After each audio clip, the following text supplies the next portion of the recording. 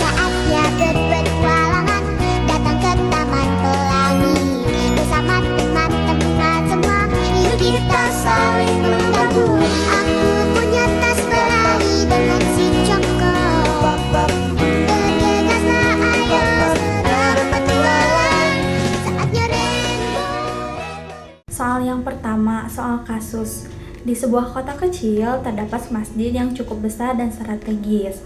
Namun, masjid tersebut hanya ramai waktu sholat Jumat dan sholat wajib tertentu. Aktivitas lainnya seperti kajian, kegiatan pemuda, atau layanan kesehatan jarang dilakukan. Bahkan tidak ada sama sekali. Hal ini membuat masjid kurang optimal dalam membangun umat yang religius, spiritual, sehat jasmani dan rohani, cerdas, serta sejahtera. Di sisi lain, banyak pemuda di sekitar masjid yang menghabiskan waktunya di warung kopi. Sebagai masyarakat kurang aktif beribadah di masjid dan terdapat kebutuhan akan program kesehatan dan pendidikan yang belum terpenuhi.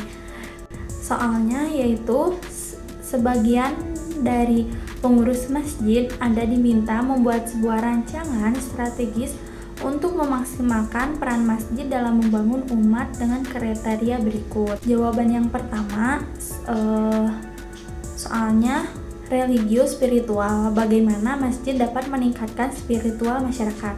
Yang pertama yaitu mengajak masyarakat untuk melaksanakan sholat berjamaah seperti sholat 5 waktu, tarawih, idul fitri, idul adha, dan lainnya. Lalu yang kedua yaitu mengadakan pengajian di setiap minggunya atau di setiap seminggu sekali dengan mengundang narasumber.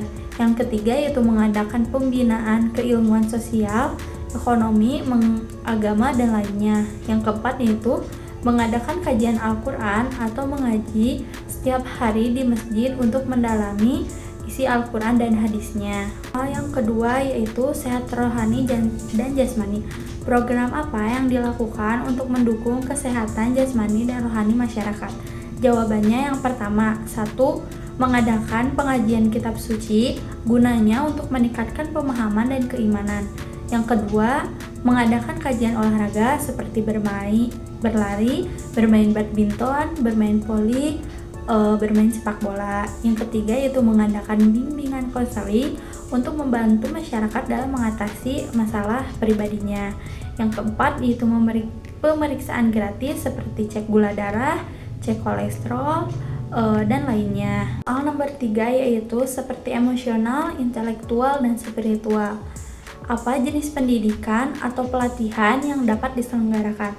Nah, jawabannya yang pertama 1.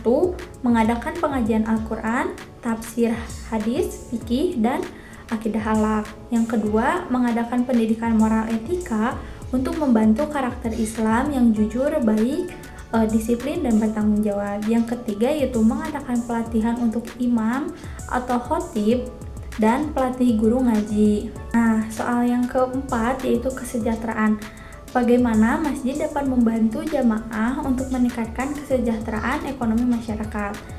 Yaitu dengan cara kita bisa melakukan pelayanan kewirausahaan atau wirausaha di masjid, melakukan pengajian tentang ekonomi syariah, melakukan program zakat dan sedekah, atau membuka program bantuan sosial, bisa juga melakukan donasi dari jamaah dan masyarakat. Lalu 3 program yang bisa diusulkan untuk masjid tersebut. Yang pertama, program tabungan kurban. Maksudnya yaitu program ini membantu masyarakat yang ingin berkurban untuk memenuhi kewajibannya. Juga dengan adanya program ini, masyarakat bisa menyisihkan rezekinya untuk menabung. Program ini bebas untuk siapa saja yang ingin mengikutinya.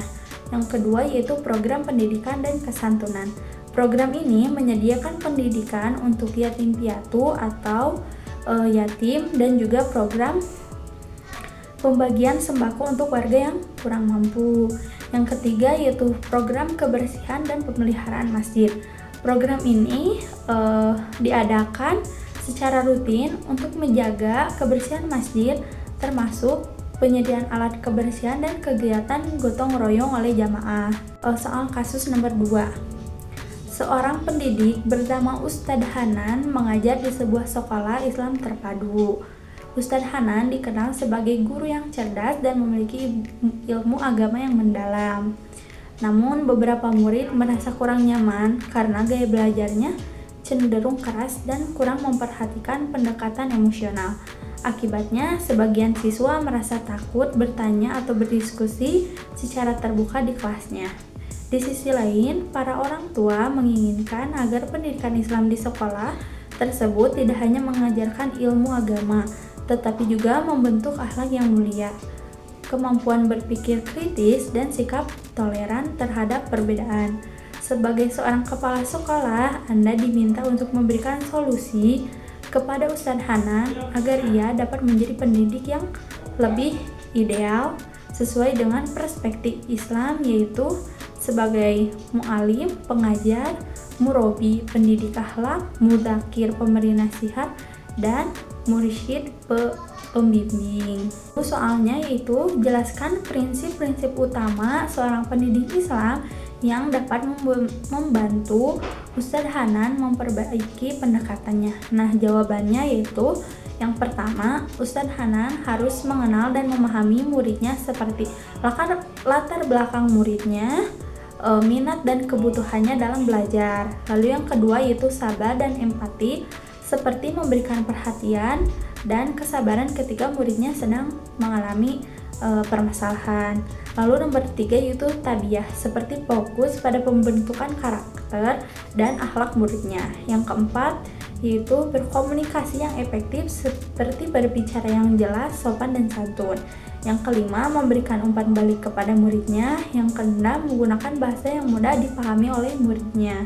Lalu soal yang kedua, susunlah minimal 3 strategi praktis yang bisa diterapkan Ustadz Hanan untuk meningkatkan emosional muridnya. Jawabannya yang pertama, seperti belajar kolaboratif. Belajar kolaboratif ini bisa dilakukan Ustadz Hanan untuk mengajak muridnya untuk berkelompok dan berdiskusi agar meningkatkan interaksi sosial muridnya. Yang kedua yaitu pendidikan emosional. Pendidikan emosional ini mengajarkan siswa emosi untuk mengenali serta mengelola emosi mereka. Ini juga termasuk teknik pernapasan agar siswa tersebut bisa mengatasi emosi yang negatif. Lalu yang ketiga, mengembangkan keterampilan sosial. Mengembangkan keterampilan sosial ini seperti memberikan pelatihan dalam keterampilan sosial seperti empati, komunikasi untuk membantu muridnya dalam berinteraksi lebih baik dengan orang lain. Yang ketiga, berikan contoh atau metode pembelajaran sesuai untuk menciptakan suasana yang kondusif, menyenangkan, tetapi tetap Islam. Jawabannya, metode pembelajaran seperti 1. Metode komparatif. Metode ini di mana siswa diajak kerjasama dalam kelompoknya untuk berdiskusi tentang keagamaan dan mendorong mereka untuk interaksi sosial. Yang kedua, penggunaan media pembelajaran yang kreatif. Menggunakan pembelajaran yang kreatif ini seperti menggunakan alat peraga atau alat yang konkret, lalu bisa juga menggunakan PowerPoint yang berkaitan dengan materinya.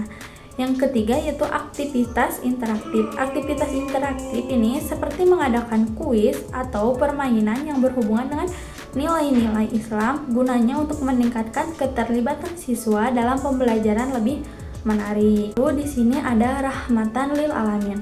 Rahmatan lil alamin ini adalah ungkapan dalam bahasa Arab yang berarti kasih sayang bagi semesta alam. Dalam Islam, rahmatan lil alamin ini merupakan konsep yang menggambarkan Islam sebagai agama yang mampu mewujudkan kasih sayang dan kedamaian bagi manusia dan alam.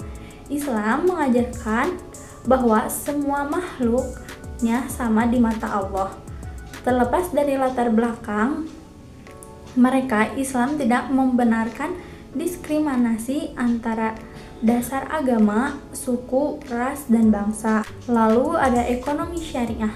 Ekonomi syariah adalah ekonomi yang menerapkan prinsip-prinsip syariah Islam dalam kegiatan ekonomi dan keuangan.